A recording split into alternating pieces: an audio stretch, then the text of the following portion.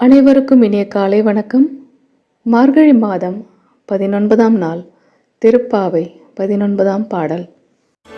குத்து விளக்கேறிய கோட்டுக்கால் கட்டில் மேல் மெத்தென்ற பஞ்ச சயனத்தின் மேலேறி கொத்தலர் பூங்குழல் நப்பின்னை குங்கை மேல் வைத்து கிடந்த மலர் மார்பாவாய் திரவாய் மைத்தடம் கண்ணினாய் நீ உன்மனாளனை எத்தனை